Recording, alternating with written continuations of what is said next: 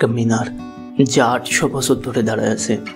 দেখেছে সুলতানদের রাজত্ব, আর শুনেছে কুতুবউদ্দিন আইবক, আলাউদ্দিন খিলজির মতো সুলতানদের দোয়া, নামাজের আওয়াজ। আজ আপনাদেরকে নিয়ে যাব সেই ইতিহাসের কোণের মধ্যে। Welcome to tales of Shanto YouTube channel. আজকের জার্নিটা শুরু হচ্ছে গ্রেটার নয়ডা থেকে। আমরা একটা ক্যাব বুক করে যাত্রা শুরু করলাম। রাস্তা ধরে চলে যাচ্ছি দিল্লির অন্যতম হিস্টোরিক্যাল প্লেস কুতুব মিনারের দিকে। দিল্লির রোডের একটা আলাদা ভাইব আছে, বিজি বাট সামহাউ বিউটিফুল। রাস্তা দিয়ে যেতে যেতে সেটাই উপভোগ করছিলাম।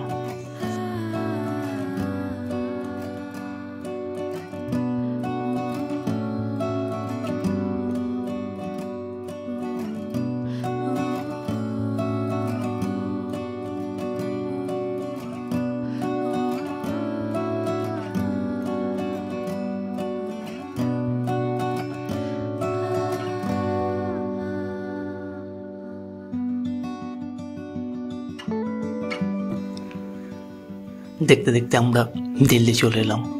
এর মধ্যে ক্ষুধাও লেগে গেছে, তো ক্যাব থেকে নেমে একটা বার্গার খেয়ে নিলাম এটা লোকাল ফুড স্টল থেকে। অনেস্টলি এটার টেস্টটা ছিল এক কথায় অসাধারণ।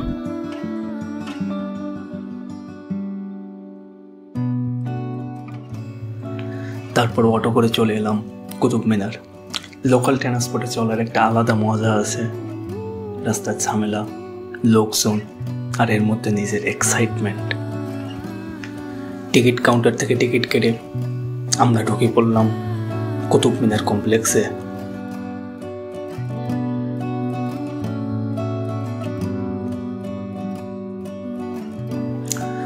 আর এখানে ঢোকার সাথে সাথেই ফিল হলো যে আমি এক ইতিহাসের মধ্যে চলে আসছি। কুতুব মিনার এটা শুধু এক টাউন নয়, এটা দিল্লির ইতিহাসের সাক্ষী। কুতুবউদ্দিন আইবক এটি 1192 সালে তৈরির কাজ শুরু করেছিলেন। কুতুবউদ্দিন আইবক ছিলেন দিল্লি সালতানাতের প্রতিষ্ঠাতা।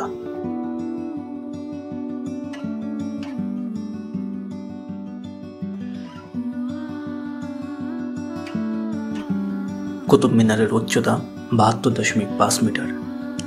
এটি 5 তলা বিশিষ্ট মিনার। কুতুবউদ্দিন আইবক প্রথম তলাটি নির্মাণ করতে পেরেছিলেন। তার মৃত্যুর পর ইলতুৎমিশ বাকি 3 তলা তৈরি করেন। পরবর্তীতে ফিরোজ শাহ তুগলক পঞ্চম ও শেষ তলাটি নির্মাণ করেন।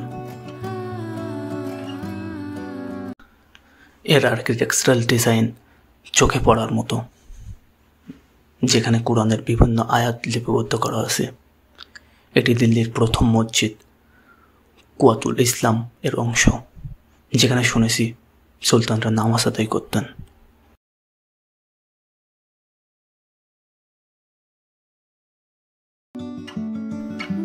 কিন্তু কুতুব মিনার ছাড়া এখানে আরও একটি ইন্টারেস্টিং স্ট্রাকচার আছে। এটি হলো আলাই মিনার। সুলতান আলাউদ্দিন খিলজি এটি 1311 সালে তৈরি শুরু করেছিলেন। তিনি চেয়েছিলেন এটি কুতুব মিনার থেকে দ্বিগুণ উঁচু করতে, কিন্তু তার মৃত্যুর পর এই মিনার আদৌ তৈরি অবস্থায় থেকে যায়।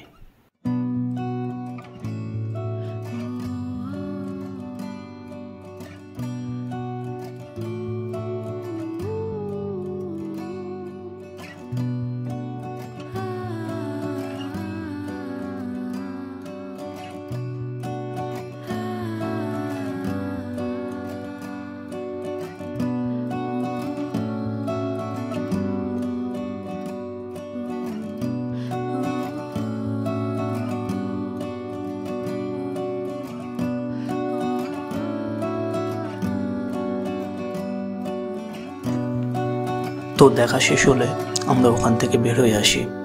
দেন মেট্রো করে চলে আসি বোটানিক্যাল গার্ডেন।